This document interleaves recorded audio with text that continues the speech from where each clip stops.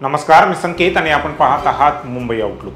आज दिनांक 12 जुलै 2025 पाहूया टॉप 10 घडामोडी। राज्यातील जनतेसाठी आनंदाची बातमी समोर आली आहे। छत्रपती शिवाजी महाराजांच्या 12 किल्ल्यांचा युनेस्कोच्या जागतिक वारसा यादीत समावेश करण्यात आला आहे। या बातमीनंतर शिवप्रेमींमध्ये आनंदाचं वातावरण पसरलं आहे। मुख्यमंत्री देवेंद्र फडणवीस यांनी याबाबत ट्विट करत माहिती दिली आहे। अद्वितीय वैश्विक मूल्य म्हणून त्याचा आता समावेश करण्यात आला आहे। यात महाराष्ट्रातील 11 किल्ले रायगड, राजगड, प्रतापगड, पन्हाळा, शिवनेरी, लोहगड, सालेर, सिंधुदुर्ग, विजयदुर्ग, सुवर्णदुर्ग, खांदेरी तसेच तमिळनाडूतील एक जिंजी या किल्ल्यांचा समावेश आहे। अखेर जयंत पाटील हे राष्ट्रवादी काँग्रेस शरदचंद्र पवार पक्षाच्या प्रदेशाध्यक्ष पदावरून पायउतार झाले। त्यांनी गेल्या काही महिन्यांपासून या पदावरून निवृत्तीचे संकेत दिले होते। त्यामागील कारण त्यांनी कधी समोर आणले नाही, पण नवीन उमद्या नेतृत्वाला संधी देणे गरजेचे असल्याचे मत त्यांनी यापूर्वीही मांडले होते। राष्ट्रवादीतील या ताज्या घडामोडींमुळे पुन्हा नवीन भूकंप होणार का अशी चर्चा रंगली आहे। पक्षातील काही नेत्यांनी अजित पवार यांच्या राष्ट्रवादी सोबत जाण्याची इच्छा व्यक्त केली होती, तर शरद पवार यांनी भाजप सोबत जाण्यास नकार दिला होता। त्यानंतर आता जयंत पाटील हे पायउतार झाल्याने ते कोणती भूमिका घेतात याकडेच आता सर्वांचे लक्ष लागले आहे।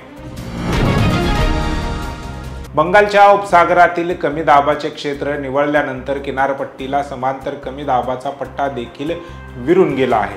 त्यामुळे राज्यात गेल्या काही दिवसांपासून असलेला पावसाचा जोर ओसरला आहे। विदर्भासह मध्य महाराष्ट्र, कोकण, गोवा आणि मराठवाड्यात हलक्या पावसाची शक्यता हवामान विभागाने व्यक्त केली आहे। पुढील 2 ते 3 दिवस विदर्भातील काही जिल्हे वगळता अन्यत्र पावसाच्या हलक्या ते मध्यम सरी पडतील असा अंदाज आहे।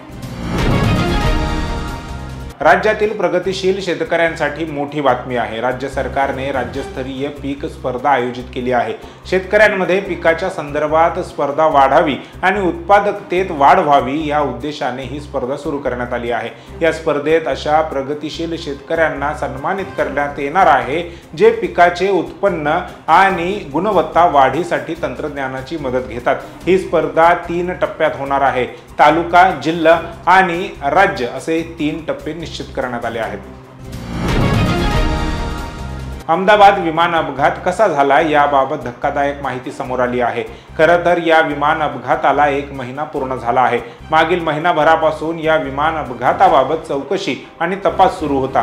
आता एअरक्राफ्ट ॲक्सिडेंट इन्व्हेस्टिगेशन ब्युरोने जारी केलेल्या अहवालात असे म्हटले आहे की उड्डाणानंतर काही सेकंदात दोन्ही इंजिनचे इंधन अचानक बंद झाले। त्यामुळे विमान नियंत्रणाबाहेर गेले आणि क्रॅश झाले। विमानाच्या ब्लॅक बॉक्स रेकॉर्डरमधून 49 तासांचा उड्डाण डेटा आणि अपघातातील 2 तासांचा कॉकपिट ऑडिओ डेटा काढण्यात आल्यानंतर याबाबतचा खुलासा झाला आहे।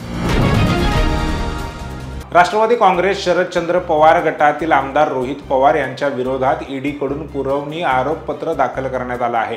महाराष्ट्र सहकारी बँक घोटाळा प्रकरणात पुरवणी आरोपपत्र दाखल करण्यात आलं आहे। कन्नड साखर कारखान्याच्या लिलाव प्रक्रियेत घोटाळा झाल्याचा आरोप त्यांच्यावर करण्यात आला आहे। यासह लिलाव प्रक्रिया बेकायदेशीररित्या राबवल्याचाही आरोप होतोय। बारामती ॲग्रो कंपनीच्या माध्यमातून घोटाळा केल्याचा आरोप केला जात असून यापूर्वी बारामती ॲग्रोची 50 कोटींची मालमत्ता ईडीकडून जप्त करण्यात आली आहे।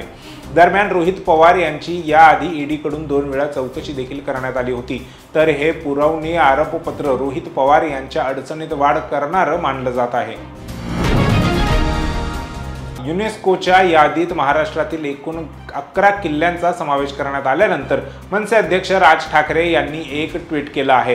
राज्यातील 11 किल्ल्यांचे किमान नीट संवर्धन होईल अशी अपेक्षा व्यक्त करत केवळ आनंद साजरा करू नये तर सरकारनं जबाबदारीचं भान ठेवावं असं राज ठाकरे यांनी म्हटलं आहे। तर कोणताही जात धर्म न पाहता सर्वप्रथम या गड किल्ल्यांवरची जी काही अनधिकृत बांधकामं आहेत ती तात्काळ पाडून टाका अशी मागणीही राज ठाकरेंनी केली आहे।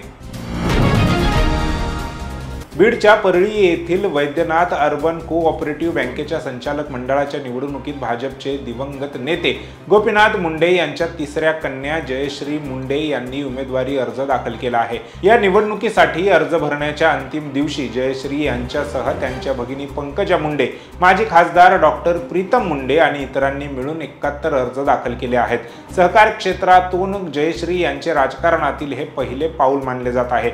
आतापर्यंत या बँकेच्या संचालक मंडळावर पंकजा मुंडे यांच्या नेतृत्वाखालील पॅनल बिनविरोध निवडून आले आहेत। त्यामुळे यंदाही जयश्री यांच्या नेतृत्वाखालील पॅनल बिनविरोध निवडले जाईल अशी शक्यता वर्तवली जात आहे। नवी मुंबईतील विमानतळाचे काम पूर्ण होत आले आहे। आता लवकरच हे विमानतळ कार्यान्वित होणार आहे।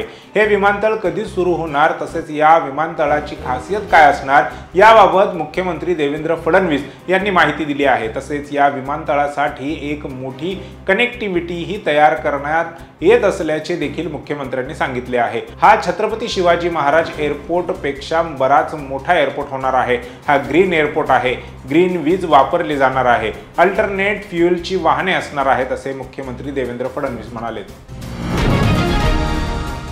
मराठा लष्करी भूप्रदेश या संकल्पनेअंतर्गत छत्रपती शिवाजी महाराज यांच्या 12 गड किल्ल्यांचा युनेस्कोच्या जागतिक वारसा स्थळांच्या यादीत समावेश करण्यात आला आहे। महाराष्ट्र शासनाने फेब्रुवारी 2025 मध्ये प्रस्ताव सादर केला होता। त्यानंतर युनेस्कोने ऐतिहासिक निर्णय घेत छत्रपती शिवाजी महाराजांच्या पराक्रमाची साक्ष देणाऱ्या आणि मराठा साम्राज्याच्या जाज्वल्य इतिहासाचे साक्षीदार असलेल्या 12 गड किल्ल्यांचा युनेस्कोने जागतिक वारसा यादीत समावेश केला आहे। पण हा शिवप्रेमींचा विजय आहे असं म्हणत राज्याचे मुख्यमंत्री देवेंद्र फडणवीस यांनी प्रधानमंत्री नरेंद्र मोदी यांचे आभार मानले आहेत।